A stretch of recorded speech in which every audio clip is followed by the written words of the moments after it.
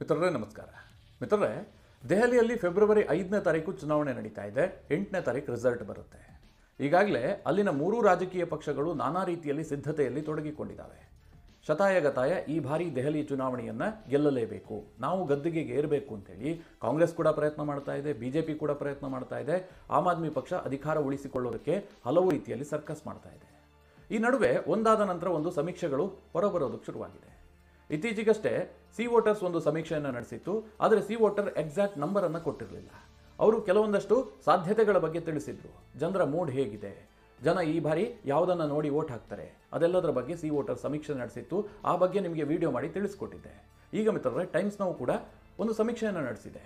ಆದರೆ times now ಒಂದಷ್ಟು ನಂಬರ್ಗಳನ್ನು ಕೊಟ್ಟಿದೆ. ಆದರೆ 3 ಸಾಧ್ಯತೆಗಳ ಆಧಾರದಲ್ಲಿ ಈ ಸಮೀಕ್ಷೆಯನ್ನು ನಡೆಸಲಾಗಿದೆ. ಒಂದು ರೀತಿಯಲ್ಲಿ ವಿಭಿನ್ನವಾದಂತಹ ಸಮೀಕ್ಷೆಯನ್ನು ಟೈಮ್ಸ್ ನೌ ನಡೆಸಿದೆ. ಆ 3 ಸಾಧ್ಯತೆಗಳೇನು ಕೇಳಿದ್ರೆ, ಈಗಾಗಲೇ ದೆಹಲಿಯನ್ನು ಗೆಲ್ಲಬೇಕು ಅಂತ ಹೇಳಿ ಆಮ್ ಆದ್ಮಿ ಪಕ್ಷವೂ ಕೂಡ ಒಂದಷ್ಟು ಗ್ಯಾರಂಟಿಗಳನ್ನು ಕೊಟ್ಟಿದೆ. ಆ ಗ್ಯಾರಂಟಿಗಳು ವರ್ಕೌಟ್ ಆದರೆ ದೆಹಲಿಯಲ್ಲಿ ರಿಸಲ್ಟ್ ಏನು ಬರುತ್ತೆ, ಯಾರಿಗೆ ಲಾಭ ಆಗುತ್ತೆ, ಇದು ಮೊದಲನೇ ಸಾಧ್ಯತೆ. ಎರಡನೇದಾಗಿ ಬಿಜೆಪಿಯೂ ಕೂಡ ಒಂದಷ್ಟು ಉಚಿತ ಗ್ಯಾರಂಟಿಗಳನ್ನು ಕೊಡುವಂತಹ ಸಾಧ್ಯತೆಗಳಿದೆ. ಬೇರೆ ಬೇರೆ ರಾಜ್ಯಗಳಲ್ಲಿ ಬಿಜೆಪಿ ಇಂತಹ ಪ್ರಯತ್ನಗಳನ್ನು ಮಾಡಿತ್ತು. ಹಾಗೆ ದೆಹಲಿಯಲ್ಲೂ ಕೂಡ ಬಿಜೆಪಿ ಇಂತಹದೇ ಪ್ರಯತ್ನಕ್ಕೆ ಕೈ ಇಟ್ಟಿದ್ದೆ ಆದರೆ ಆಗ ರಿಸಲ್ಟ್ ಏನು ಬರುತ್ತೆ. ಹಾಗೆ ಕಾಂಗ್ರೆಸ್ ಕೂಡ ಈಗಾಗಲೇ ಗ್ಯಾರಂಟಿಯನ್ನು ಘೋಷಣೆ ಮಾಡಿದೆ. ಈ ಗ್ಯಾರಂಟಿಗಳು ಯಶಸ್ವಿ ಆದರೆ ಅದರಿಂದ ಏನು ರಿಸಲ್ಟ್ ಬರುತ್ತೆ, ಇದು 3ನೇ ಸಾಧ್ಯತೆ. ಹೀಗೆ ಈ 3 ಸಾಧ್ಯತೆಗಳ ಆಧಾರದಲ್ಲಿ ಈ ಸಮೀಕ್ಷೆಯನ್ನು ನಡೆಸಲಾಗಿದೆ. ಬಹಳ ಇಂಟ್ರೆಸ್ಟಿಂಗ್ ಅಂಶಗಳನ್ನು ಕೂಡ ಟೈಮ್ಸ್ ನೌ ಜನರ ಮುಂದಿಡುವಂತಹ ಪ್ರಯತ್ನ ಮಾಡಿದೆ. ಹಾಗಾದರೆ ಮಿತ್ರರೇ, ಟೈಮ್ಸ್ ನೌ ಸಮೀಕ್ಷೆಯಲ್ಲಿ ಏನೇನು ನಂಬರ್ಸ್ ಬಂದಿದೆ, ಈ ರೀತಿಯಾದಂತಹ ನಂಬರ್ಸ್ ದೆಹಲಿಯಲ್ಲಿ ಬರುವಂತಹ ಸಾಧ್ಯತೆಗಳಿದೆಯಾ, ಇದೆಲ್ಲದನ್ನು ಈ ವಿಡಿಯೋದಲ್ಲಿ ನಿಮಗೆ ಡೀಟೇಲ್ ಆಗಿ ತಿಳಿಸ್ಕೊಡ್ತೀನಿ. ನೀವು ಈ ವಿಡಿಯೋನ ಕೊನೆವರೆಗೂ ಮಿಸ್ ಮಾಡದೆ ನೋಡಿ. ಮಿತ್ರರೇ, ನಿಮಗೆಲ್ಲ ಗೊತ್ತಿರುವ ಹಾಗೆ 2013ರಿಂದ ನಿರಂತರವಾಗಿ ದೆಹಲಿ ಗದ್ದುಗೆ ಕೇಜ್ರಿವಾಲ್ ಕೈಲೇ ಇದೆ. ಈಗೇನೋ ಅವರು ಮುಖ್ಯಮಂತ್ರಿ ಆಗಿಲ್ಲದೆ ಇರಬಹುದು, ಆದರೂ ಕೂಡ ದೆಹಲಿಯಲ್ಲಿ ಯಾರು ಸುಪ್ರೀಂ ನಾಯಕ ಅಂತಂದರೆ ಅದು ಕೇಜ್ರಿವಾಲ್. ಆ ಮಟ್ಟಿಗೆ ದೆಹಲಿಯನ್ನು ಕೇಜ್ರಿವಾಲ್ ತನ್ನ ಕಂಟ್ರೋಲ್ನಲ್ಲಿ ಇಟ್ಕೊಂಡಿದ್ದಾರೆ. ದೆಹಲಿ ರಾಜಕಾರಣ ಕೇಜ್ರಿವಾಲ್ ಸುತ್ತಲೇ ಸುತ್ತಾ ಇದೆ. ಅವರು ಪಕ್ಷ ಸ್ಥಾಪಿಸಿ ಕೆಲವೇ ತಿಂಗಳಲ್ಲಿ ಅಧಿಕಾರ ಹಿಡಿಯುವಲ್ಲಿ ಯಶಸ್ವಿಯೂ ಕೂಡ ಆಗಿದ್ದರು. 2013ರಲ್ಲಿ ಅವರು ಪಕ್ಷ ಸ್ಥಾಪಿಸ್ತಾರೆ. ಕೆಲವೇ ತಿಂಗಳಲ್ಲಿ ಚುನಾವಣೆ ನಡೆಯುತ್ತೆ. ಆಮ್ ಆದ್ಮಿ ಪಕ್ಷಕ್ಕೆ 28 ಸೀಟ್ ಬಂದರೂ ಕೂಡ ಕಾಂಗ್ರೆಸ್ ಬೆಂಬಲದೊಂದಿಗೆ ಕೇಜ್ರಿವಾಲ್ ಮುಖ್ಯಮಂತ್ರಿ ಕೂಡ ಆಗಿದ್ದರು. ಕೇವಲ 48 ದಿನಗಳ ಅಧಿಕಾರವನ್ನು ನಡೆಸಿ ನಂತರ ರಾಜೀನಾಮೆಯನ್ನು ಕೊಡ್ತಾರೆ. ಒಂದು ರೀತಿಯಲ್ಲಿ ಡ್ರಾಮಾವನ್ನು ಮಾಡ್ತಾರೆ. ಅಂದರೆ ಕಾಂಗ್ರೆಸ್ ಜೊತೆಗೆ ನಾನು ಅಧಿಕಾರ ನಡೆಸೋದಕ್ಕೆ ಸಾಧ್ಯ ಆಗ್ತಾ ಇಲ್ಲ, ನಾನು ಭ್ರಷ್ಟಾಚಾರದ ವಿರುದ್ಧವಾಗಿ ಒಂದಷ್ಟು ನಿರ್ಧಾರವನ್ನು ಕೈಗೊಳ್ಳಬೇಕು, ದೆಹಲಿ ಜನರಿಗೆ ಅದ್ಭುತವಾದಂತಹ ಕಾರ್ಯಕ್ರಮವನ್ನು ಕೊಡಬೇಕು. ಆದರೆ ಇದೆಲ್ಲದಕ್ಕೂ ಕಾಂಗ್ರೆಸ್ ಅಡೆತಡೆಯನ್ನು ಮಾಡ್ತಾ ಇದೆ ಅಂತ ಕೇಜ್ರಿವಾಲ್ ಬಿಂಬಿಸಿದ್ರು. ರಾಜೀನಾಮೆಯನ್ನು ಕೊಟ್ಟರು, ಪುನಃ ಚುನಾವಣೆಯನ್ನು ಎದುರಿಸಿದ್ರು. ಮಿತ್ರರೇ, ದೆಹಲಿ ಜನ ಕೂಡ ಅದನ್ನು ಒಪ್ಪಿಕೊಂಡ್ರು. ಹೌದು, ಕೇಜ್ರಿವಾಲ್ಗೆ ತೊಂದರೆ ಆಯಿತು, ಕಾಂಗ್ರೆಸ್ ಜೊತೆಗೆ ಅವರಿಗೆ ಯಾವುದೇ ರೀತಿಯ ಮುಲಾಜಿರಬಾರದು, ನಾವು ಪೂರ್ಣ ಬಹುಮತವನ್ನು ಕೊಡ್ತೀವಿ ಅಂತ ದೆಹಲಿಯ ಜನ ತೀರ್ಮಾನಿಸಿ ಪೂರ್ಣ ಬಹುಮತವನ್ನು ಕೊಟ್ಟರು. ಅದು ಅಂತಿಂತಹ ಬಹುಮತ ಅಲ್ಲ. 2015ರಲ್ಲಿ ನಡೆದಂತಹ ಚುನಾವಣೆಯಲ್ಲಿ ಕೇಜ್ರಿವಾಲ್ 67 ಸೀಟನ್ನು ಗೆದ್ದುಕೊಳ್ತಾರೆ. ದೆಹಲಿಯಲ್ಲಿ ಇರೋದೇ 70 ಸೀಟು ವಿಧಾನಸಭೆಯಲ್ಲಿ, ಅದರಲ್ಲಿ 67 ಸೀಟು ಕೇಜ್ರಿವಾಲ್ಗೆ ಬರುತ್ತೆ. ಬಿಜೆಪಿ ಮಕಾಡೆ ಮಲಗಿ ಹೋಗುತ್ತೆ, ಕಾಂಗ್ರೆಸ್ ಶೂನ್ಯ ಸುತ್ತುತ್ತೆ. ಅನಂತರ 2020ರಲ್ಲೂ ಕೂಡ ಇದೇ ರೀತಿಯ ರಿಸಲ್ಟ್ ಬರುತ್ತೆ. ಕೇಜ್ರಿವಾಲ್ 63 ಸೀಟನ್ನು ಗೆದ್ದುಕೊಳ್ತಾರೆ. ಬಿಜೆಪಿ ಕೇವಲ 7 ಸೀಟನ್ನು ಮಾತ್ರ ಗೆಲ್ಲೋದಕ್ಕೆ ಸಾಧ್ಯ ಆಗುತ್ತೆ. ಕಾಂಗ್ರೆಸ್ ಮತ್ತೆ ಶೂನ್ಯ ಸಾಧನೆಯನ್ನು ಮಾಡುತ್ತೆ. ಮಿತ್ರರೇ, ಕೇಜ್ರಿವಾಲ್ಗೆ ಈ ಬಾರಿ ಗೊತ್ತಾಗಿದೆ, ಅಷ್ಟು ಈಸಿ ಇಲ್ಲ ಚುನಾವಣೆ. 2015ರಲ್ಲಿ ದೆಹಲಿಯ ಜನ ಯಾವ ರೀತಿಯಾಗಿ ಮತ ಕೊಟ್ಟರು, ಅದೇ ರೀತಿಯಾಗಿ 2020ರಲ್ಲಿ ಅದು ರಿಪೀಟ್ ಆಯಿತು. ಆದರೆ 2025ರಲ್ಲಿ ಆ ರೀತಿಯ ವಾತಾವರಣ ದೆಹಲಿಯಲ್ಲಿ ಕಾಣೋದಕ್ಕೆ ಸಿಗ್ತಾ ಇಲ್ಲ. ಈ ಬಾರಿ ದೆಹಲಿಯನ್ನು ಗೆಲ್ಲಬೇಕು, ನಾವು ಪುನಃ ಅಧಿಕಾರಕ್ಕೆ ಬರಬೇಕು ಅಂತಂದರೆ ಸಾಕಷ್ಟು ಸರ್ಕಸ್ ಮಾಡಬೇಕು ಅಂತ ಕೇಜ್ರಿವಾಲ್ಗೂ ಕೂಡ ಗೊತ್ತಾಗಿದೆ. ಹೀಗಾಗಿ ಅವರು ಗ್ಯಾರಂಟಿಗಳ ಮೊರೆ ಹೋಗಿದ್ದಾರೆ. ಜನರಿಗೆ ಒಂದಷ್ಟು ಉಚಿತ ಯೋಜನೆಗಳನ್ನು ಘೋಷಣೆ ಮಾಡಿದ್ದಾರೆ. ಮಿತ್ರರೇ, ಹಾಗೆ ನೋಡೋಕೆ ಹೋದರೆ ಈ ದೇಶದಲ್ಲಿ ಉಚಿತ ಯೋಜನೆಗಳ ಹರಿಕಾರ, ಅದಕ್ಕೆ ಯಾವುದಾದ್ರೂ ಪ್ರಶಸ್ತಿಯನ್ನು ಕೊಡಬೇಕು ಅಂತಂದರೆ ಅದು ಕೇಜ್ರಿವಾಲ್ಗೆ ಕೊಡಬೇಕು. ಮೊದಲು ದೆಹಲಿಯಲ್ಲಿ ಅವರು ಉಚಿತ ಯೋಜನೆಗಳನ್ನು ಆರಂಭಿಸಿದ್ದು, ಅನಂತರ ಅದು ಪಂಜಾಬ್ಗೆ ವಿಸ್ತರಣೆ ಆಯಿತು. ಆ ಯೋಜನೆಯನ್ನು ಕಾಪಿ ಮಾಡಿಕೊಂಡಿದ್ದು ಕಾಂಗ್ರೆಸ್, ಅದನ್ನು ಕರ್ನಾಟಕದಲ್ಲಿ ಇಂಪ್ಲಿಮೆಂಟ್ ಮಾಡಿ ಅವರು ಯಶಸ್ವಿ ಆದರು. ಈಗ ದೇಶಾದ್ಯಂತ ಯಾವುದೇ ಚುನಾವಣೆ ನಡೆದರೂ ಕೂಡ ಉಚಿತ ಯೋಜನೆಯನ್ನು ಘೋಷಣೆ ಮಾಡದೆ ಚುನಾವಣೆ ಎದುರಿಸೋದಕ್ಕೆ ಸಾಧ್ಯ ಇಲ್ಲ ಅನ್ನುವಂಥ ಪರಿಸ್ಥಿತಿಗೆ ಎಲ್ಲ ರಾಜಕೀಯ ಪಕ್ಷಗಳು ಕೂಡ ಬಂದಿದ್ದಾವೆ. ಅದರಿಂದ ಬಿಜೆಪಿಯೂ ಹೊರತಾಗಿಲ್ಲ, ಕಾಂಗ್ರೆಸ್ ಹೊರತಾಗಿಲ್ಲ, ಅಥವಾ ಇನ್ಯಾವುದೇ ರಾಜಕೀಯ ಪಕ್ಷಗಳು ಕೂಡ ಹೊರತಾಗಿಲ್ಲ. ಹೀಗಾಗಿ ಈ ದೇಶದಲ್ಲಿ ಉಚಿತ ಯೋಜನೆಗಳ ಹರಿಕಾರ ಅಂತಂದರೆ ಅದು ಕೇಜ್ರಿವಾಲ್. ಈ ಬಾರಿ ದೆಹಲಿಯನ್ನು ಗೆಲ್ಲೋದಕ್ಕೆ ಸ್ವಲ್ಪ ಎಕ್ಸ್ಟ್ರೀಮ್ ಆದಂತಹ ಉಚಿತ ಯೋಜನೆಗಳನ್ನು ಕೇಜ್ರಿವಾಲ್ ಘೋಷಣೆ ಮಾಡಿದ್ದಾರೆ. ಅಂತಹ ಉಚಿತ ಯೋಜನೆಗಳೇನಾದರೂ ದೆಹಲಿಯಲ್ಲಿ ವರ್ಕೌಟ್ ಆದರೆ ಏನು ರಿಸಲ್ಟ್ ಬರುತ್ತೆ, ಆಮ್ ಆದ್ಮಿ ಪಕ್ಷದ ಉಚಿತ ಯೋಜನೆಗಳಿಗೆ ದೆಹಲಿಯ ಮತದಾರರು ಮತ ಕೊಟ್ಟರೆ ಯಾವ ರೀತಿಯಾದಂತಹ ಫಲಿತಾಂಶ ಬರಬಹುದು ಅಂತ ಈ ಟೈಮ್ಸ್ ನೌ ಸಮೀಕ್ಷೆಯನ್ನು ನಡೆಸಿದೆ. ಆಮ್ ಆದ್ಮಿ ಕೊಟ್ಟಂತಹ ಉಚಿತ ಯೋಜನೆಗಳೇನು ಅಂತ ಸಂಕ್ಷಿಪ್ತವಾಗಿ ನಿಮಗೆ ಹೇಳ್ತೀನಿ. ಮೊದಲನೇ ಯೋಜನೆ ಏನು ಕೇಳಿದ್ರೆ, ದೆಹಲಿಯ ಪ್ರತಿ ಮಹಿಳೆಗೂ ಕೂಡ 2100 ರೂಪಾಯಿ ಕೊಡುವಂತಹ ಯೋಜನೆ. ಕರ್ನಾಟಕದಲ್ಲಿ ಗೃಹಲಕ್ಷ್ಮಿ ಯೋಜನೆ ಇದೆಯಲ್ಲ, 2000 ರೂಪಾಯಿ ಪ್ರತಿ ಮಹಿಳೆಗೂ ಪ್ರತಿ ತಿಂಗಳು ಕೊಡ್ತಾ ಇದ್ದಾರಲ್ಲ, ಅದೇ ರೀತಿಯಾಗಿ ದೆಹಲಿಯಲ್ಲಿ ನಾವೇನಾದರೂ ಅಧಿಕಾರಕ್ಕೆ ಬಂದರೆ, ಕೇಜ್ರಿವಾಲ್ ಮುಖ್ಯಮಂತ್ರಿ ಆದರೆ ನಾವು ಪ್ರತಿ ತಿಂಗಳು 2100 ರೂಪಾಯಿ ದೆಹಲಿಯ ಮಹಿಳೆಯರಿಗೆ ಕೊಡ್ತೀವಿ. 18 ವರ್ಷ ಮೇಲ್ಪಟ್ಟಂಥ ಎಲ್ಲ ಮಹಿಳೆಯರಿಗೂ ಕೂಡ ಇದು ಯೋಜನೆ ಸಿಗುತ್ತೆ ಅಂತ ಹೇಳಿ ಆಮ್ ಆದ್ಮಿ ಪಕ್ಷ ಘೋಷಣೆ ಮಾಡಿದೆ. ಮತ್ತು ಇದೊಂದು ದೊಡ್ಡ ಘೋಷಣೆ. ದೆಹಲಿಯಲ್ಲಿ ಕನಿಷ್ಠ ಪಕ್ಷ 45ರಿಂದ 50 ಲಕ್ಷ ಜನರಿಗೆ ಈ ಯೋಜನೆ ತಲುಪಬಹುದು ಅಂತ ಅಂದಾಜು ಮಾಡಲಾಗಿದೆ. ಇದು ಗೇಮ್ ಚೇಂಜರ್ ಅಂತಲೂ ಕೂಡ ಹೇಳಲಾಗ್ತಾ ಇದೆ. ಅಂದರೆ ಕೇಜ್ರಿವಾಲ್ಗೆ ಅಷ್ಟೊಂದು ಬೆಂಬಲ ಕೊಡುವಂತಹ ಯೋಜನೆ ಇದು ಅಂತ. ಹಾಗೆ ದೆಹಲಿಯಲ್ಲಿರುವಂತಹ ಎಲ್ಲ 60 ವರ್ಷ ಮೇಲ್ಪಟ್ಟಂತಹ ವೃದ್ಧರಿಗೆ ಉಚಿತವಾಗಿ ಚಿಕಿತ್ಸೆ, ಅವರಿಗೆ ಯಾವುದೇ ಕಾಯಿಲೆ ಬರಲಿ ದೆಹಲಿಯ ಆಸ್ಪತ್ರೆಯಲ್ಲಿ ಉಚಿತವಾಗಿ ಚಿಕಿತ್ಸೆ ಕೊಡ್ತೀವಿ. ಇದು ಅವರ ಎರಡನೇ ಘೋಷಣೆ. ಈ ಎರಡೂ ಯೋಜನೆಗಳಿಗೋಸ್ಕರವಾಗಿ ಅವರು ಗ್ಯಾರಂಟಿ ಕಾರ್ಡ್ಗಳನ್ನು ಕೂಡ ಹೊರತಂದಿದ್ದಾರೆ.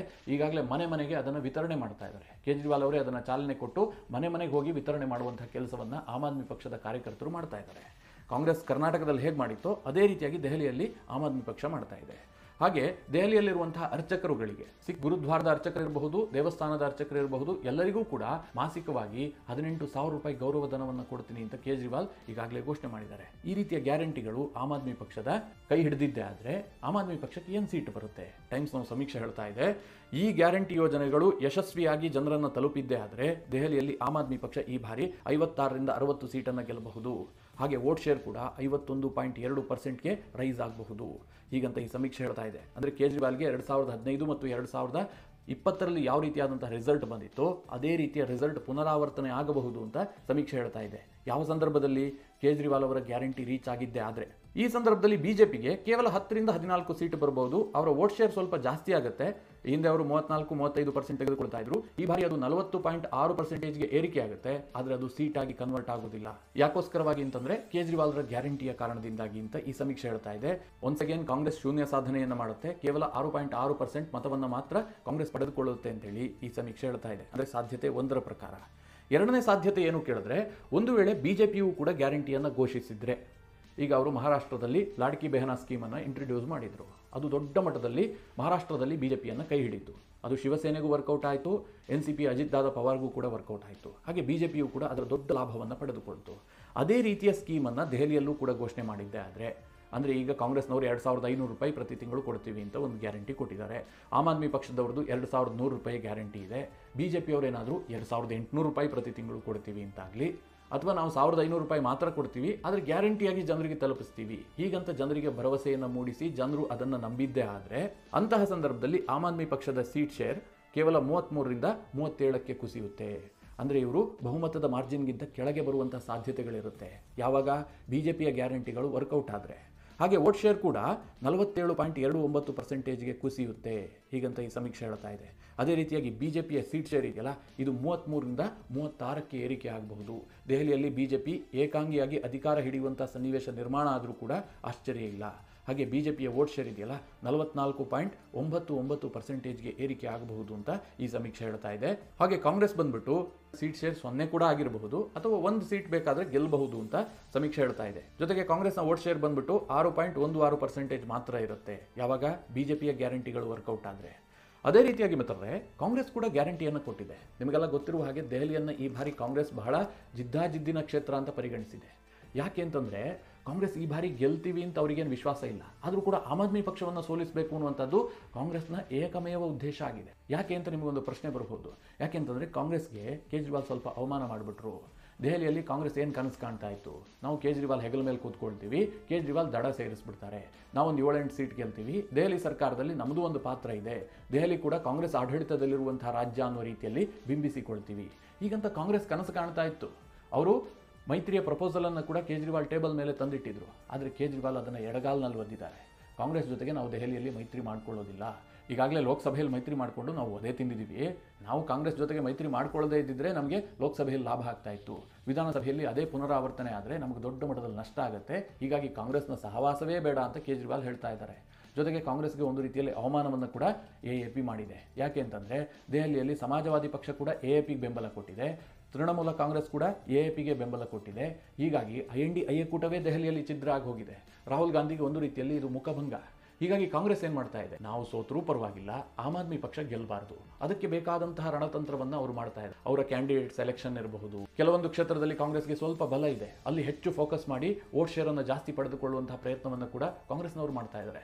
ಇದರ ನೇರ ಎಫೆಕ್ಟ್ ಬಿಜೆಪಿಗಾಗತ್ತೆ, ಅಂದರೆ ಲಾಭ ಬಿಜೆಪಿಗಾಗುತ್ತೆ ಅಂತ ಈ ಸಮೀಕ್ಷೆ ಹೇಳ್ತಾ ಇದೆ. ಅದು ಹೇಗೆ ಕೇಳಿದ್ರೆ, ಒಂದು ವೇಳೆ ಕಾಂಗ್ರೆಸ್ನ ಗ್ಯಾರಂಟಿ ಜನರಿಗೆ ರೀಚ್ ಆಗಿ ಅದರ ಪರವಾಗಿ ಮತ ಹಾಕಿದ್ದೆ ಆದರೆ ಆಮ್ ಆದ್ಮಿ ಪಕ್ಷದ ಸೀಟ್ ಶೇರ್ ಇದೆಯಲ್ಲ ಇದು 27ರಿಂದ 33ಕ್ಕೆ ಕುಸಿಯಬಹುದು. ಆಮ್ ಆದ್ಮಿ ಪಕ್ಷ ಬಹುಮತಕ್ಕಿಂತ ಕೆಳಗೆ ಬರುತ್ತೆ ಅಂತ ಈ ಸಮೀಕ್ಷೆ ಹೇಳ್ತಾ ಇದೆ. ಯಾವಾಗ ಕಾಂಗ್ರೆಸ್ ಹೆಚ್ಚು ಪ್ರಯತ್ನವನ್ನು ಮಾಡಿದ್ದೆ ಅಂದರೆ, ಅದೇ ಬಿಜೆಪಿಯ ಸೀಟ್ ಶೇರ್ ಇದೆಯಲ್ಲ 37ರಿಂದ 41ಕ್ಕೆ ಏರಿಕೆ ಆಗಬಹುದು. ಒಂದು ಒಳ್ಳೆಯ ರೀತಿಯಲ್ಲಿ ಮೆಜಾರಿಟಿ ಸರ್ಕಾರವನ್ನು ಬಿಜೆಪಿ ರಚನೆ ಮಾಡುವಂಥ ಸಾಧ್ಯತೆಗಳಿರುತ್ತೆ ಹೀಗಂತ ಸಮೀಕ್ಷೆ ಹೇಳ್ತಾ ಇದೆ. ಹಾಗೆ ಆಮ್ ಆದ್ಮಿ ಪಕ್ಷದ ವೋಟ್ ಶೇರ್ ಬಂದ್ಬಿಟ್ಟು 44.7%ಗೆ ಕುಸಿಯಬಹುದು. ಬಿಜೆಪಿಯ ವೋಟ್ ಶೇರ್ 46.1%ಗೆ ಏರಿಕೆ ಆಗಬಹುದು. ಯಾವಾಗ ಕಾಂಗ್ರೆಸ್ನವರು ಹೆಚ್ಚು ಚುನಾವಣೆಯಲ್ಲಿ ವರ್ಕೌಟ್ ಮಾಡಿದ್ದೆ ಆದರೆ ಬಿಜೆಪಿಯ ವೋಟ್ ಶೇರ್ ಆಮ್ ಆದ್ಮಿ ಪಕ್ಷವನ್ನೇ ಬೀಟ್ ಮಾಡಿಬಿಡುತ್ತೆ ಹೀಗಂತ ಈ ಸಮೀಕ್ಷೆ ಹೇಳ್ತಾ ಇದೆ. ಆದರೆ ಇದರಿಂದ ಕಾಂಗ್ರೆಸ್ಗೆ ಏನಾದರೂ ಲಾಭ ಆಗುತ್ತಾ ಕೇಳಿದ್ರೆ ಇಲ್ಲ. ಈ ಸಮೀಕ್ಷೆಯ ಪ್ರಕಾರ ಯಾವುದೇ ರೀತಿಯ ಲಾಭ ಆಗೋದಿಲ್ಲ. ಕಾಂಗ್ರೆಸ್ 0 ಕ್ಷೇತ್ರವನ್ನೇ ಗೆಲ್ಲಬಹುದು, ಅಂದರೆ ಅವರಿಗೆ 1 ಸೀಟ್ ಬರೋದಿಲ್ಲ, ಅಥವಾ 2 ಸೀಟ್ನಲ್ಲಿ ಗೆಲ್ಲೋದಕ್ಕೆ ಸಾಧ್ಯ ಆದರೂ ಆಗಬಹುದು ಅಂತ ಈ ಸಮೀಕ್ಷೆ. ಆದರೆ ವೋಟ್ ಶೇರ್ ಮಾತ್ರ ಕಾಂಗ್ರೆಸ್ನದ್ದು 7.5%ಗೆ ಏರಿಕೆ ಆಗಬಹುದು. ಅಂದರೆ ದೆಹಲಿಯಲ್ಲಿ ಕಾಂಗ್ರೆಸ್ ಎಷ್ಟು ಶ್ರಮವನ್ನು ಹಾಕುತ್ತೋ ಅಷ್ಟು ಬಿಜೆಪಿಗೆ ವರ್ಕೌಟ್ ಆಗುತ್ತೆ ಹೀಗಂತ ಈ ಸಮೀಕ್ಷೆ ಹೇಳ್ತಾ ಇದೆ. ಟೈಮ್ಸ್ ನೌ ಸಮೀಕ್ಷೆ ಮಿತ್ರರೇ, ಇದನ್ನು ಅನೇಕ ರಾಜಕೀಯ ವಿಶ್ಲೇಷಕರು ಕೂಡ ಹೇಳ್ತಾ ಇದ್ದಾರೆ. ಯಾಕೆಂದರೆ 2013ರ ಚುನಾವಣೆಯನ್ನೇ ನೀವು ಲೆಕ್ಕಕ್ಕೆ ತೆಗೆದುಕೊಂಡ್ರೆ 2013ರಲ್ಲಿ ಕಾಂಗ್ರೆಸ್ ಪಕ್ಷ ಒಂದು ಪ್ರಮಾಣದಲ್ಲಿ ವೋಟ್ ಶೇರನ್ನು ತೆಗೆದುಕೊಂಡಿತ್ತು. ಹೀಗಾಗಿ ಬಿಜೆಪಿ 32 ಸೀಟನ್ನು ಗೆದ್ದಿತ್ತು. ಅದೇ 2015ರ ಚುನಾವಣೆಯಲ್ಲಿ ಕಾಂಗ್ರೆಸ್ ಪಕ್ಷ ಕಂಪ್ಲೀಟ್ ಆಗಿ ಕೊಲ್ಯಾಪ್ಸ್ ಆಗಿ ಹೋಯಿತು. ದೆಹಲಿಯಲ್ಲಿ ಯಾವುದೇ ರೀತಿಯಲ್ಲೂ ಅವರು ಸೀಟನ್ನು ಪಡೀಲಿಲ್ಲ. ವೋಟ್ ಶೇರ್ ಕೂಡ ಬಹಳ ಪ್ರಮಾಣದಲ್ಲಿ ಡೌನ್ ಆಯಿತು. ಆ ಎಲ್ಲ ವೋಟ್ಗಳು ಕೂಡ ಆಮ್ ಆದ್ಮಿ ಪಕ್ಷಕ್ಕೆ ಶಿಫ್ಟ್ ಆದ ಕಾರಣದಿಂದಾಗಿ ಆಮ್ ಆದ್ಮಿ ಪಕ್ಷಕ್ಕೆ ದೊಡ್ಡ ಜಯ ಸಿಕ್ತು, ಅಭೂತಪೂರ್ವ ಗೆಲುವನ್ನು ದಾಖಲಿಸಿದ್ರು. ಆನಂತರ ಆಮ್ ಆದ್ಮಿ ಪಕ್ಷವನ್ನು ಸೋಲಿಸೋದಕ್ಕೆ ಕಾಂಗ್ರೆಸ್ನಿಂದಲೂ ಸಾಧ್ಯ ಆಗಿಲ್ಲ. ಆದರೆ ಈ ಬಾರಿ ಕಾಂಗ್ರೆಸ್ನವರು ಹೆಚ್ಚು ವರ್ಕೌಟ್ ಮಾಡ್ತಾ ಇದ್ದಾರೆ, ಗ್ಯಾರಂಟಿ ಘೋಷಣೆ ಮಾಡಿದ್ದಾರೆ. ಇದೆಲ್ಲವೂ ಜನರಿಗೆ ರೀಚ್ ಆಗಿ ಜನ ಅದರ ಪರವಾಗಿ ಮತ ಹಾಕಿದ್ದೆ ಆದರೆ ಅದರ ಲಾಭ ಬಿಜೆಪಿಗಾಗುತ್ತೆ ಹೀಗಂತ ಟೈಮ್ಸ್ ನೌ ಸಮೀಕ್ಷೆ ಹೇಳ್ತಾ ಇದೆ. ಮಿತ್ರರೇ, ಈ ಸಮೀಕ್ಷೆಯ ಬಗ್ಗೆ ನೀವೇನು ಹೇಳ್ತೀರಿ? ನಿಮಗೂ ಕೂಡ ಹೀಗೆ ಅನಿಸುತ್ತಾ? ಕಾಂಗ್ರೆಸ್ ಹೆಚ್ಚು ವರ್ಕೌಟ್ ಮಾಡಿದ್ರೆ ಬಿಜೆಪಿಗೆ ಲಾಭ ಆಗುತ್ತೆ ಅಂತ ನಿಮ್ಗೆ ಅನಿಸುತ್ತಾ? ಅಥವಾ ಆಮ್ ಆದ್ಮಿ ಪಕ್ಷದ ಗ್ಯಾರಂಟಿಗಳೇನಿದ್ದಾವೆ ಇದಕ್ಕೆ ದೆಹಲಿಯ ಮತದಾರರು ಈ ಬಾರಿ ಮತದಾನ ಮಾಡುವಂಥ ಸಾಧ್ಯತೆಗಳಿದೆಯಾ? ಯಾಕೆ ಅಂತಂದರೆ ದೆಹಲಿಯಲ್ಲಿ ಕರಪ್ಷನ್ ವಿಚಾರ ದೊಡ್ಡ ಮಟ್ಟದಲ್ಲಿ ಚರ್ಚೆ ಆಗ್ತಾ ಇದೆ. CAG ವರದಿ ಕೂಡ ಬಂದಿದೆ. CAG ವರದಿಯಲ್ಲಿ ಕೇಜ್ರಿವಾಲ್ ಅವರು ಸರ್ಕಾರದ ಬೊಕ್ಕಸಕ್ಕೆ ಸಾಕಷ್ಟು ನಷ್ಟ ಮಾಡಿರೋದು ಕೂಡ ಬಹಿರಂಗಗೊಂಡಿದೆ. ಈಗಾಗಲೇ ಕೇಜ್ರಿವಾಲ್ 6 ತಿಂಗಳು ಜೈಲಿನಲ್ಲಿದ್ದರು. ಅವರ ಕ್ಯಾಬಿನೆಟ್ನ ಅನೇಕ ಸಚಿವರು ಜೈಲಿಗೆ ಹೋಗಿ ಬಂದಿದ್ದಾರೆ. ಭ್ರಷ್ಟಾಚಾರದ ಆರೋಪಗಳು ಕೇಜ್ರಿವಾಲ್ ಮೇಲೆ ಮೇಲಿಂದ ಮೇಲೆ ಬರ್ತಾ ಇದೆ. ಇಂತಹ ಸಂದರ್ಭದಲ್ಲಿ ದೆಹಲಿಯ ಮತದಾರರು ಕೇವಲ ಗ್ಯಾರಂಟಿಗೋಸ್ಕರವಾಗಿ ಈ ಬಾರಿಯೂ ಕೂಡ ಕೇಜ್ರಿವಾಲ್ಗೆ ಮತ ಹಾಕ್ತಾರೆ ಅಂತ ನಿಮಗೆ ಅನಿಸುತ್ತಾ? ನಿಮ್ಮ ಅನಿಸಿಕೆ ಅಭಿಪ್ರಾಯವನ್ನು ಕಮೆಂಟ್ ಮಾಡುವ ಮೂಲಕ ನಮಗೆ ತಿಳಿಸಿ. ಹಾಗೆ ನಿಮಗೆ ಈ ವಿಡಿಯೋ ಇಷ್ಟವಾದರೆ ಲೈಕ್ ಮಾಡಿ. ಜೊತೆಗೆ ನೀವಿನ್ನೂ ನಿಮ್ಮ ನೆಚ್ಚಿನ ಸಂಸ್ಕಾರ ಸೌರಭ ಯೂಟ್ಯೂಬ್ ಚಾನಲ್ನ ಸಬ್ಸ್ಕ್ರೈಬ್ ಮಾಡಿಲ್ಲ ಅಂತಾದರೆ ಈ ಕೂಡಲೇ ಸಬ್ಸ್ಕ್ರೈಬ್ ಮಾಡಿ. ಮುಂದಿನ ಎಲ್ಲ ಅಪ್ಡೇಟ್ಗಳ ನೋಟಿಫಿಕೇಷನ್ಗಾಗಿ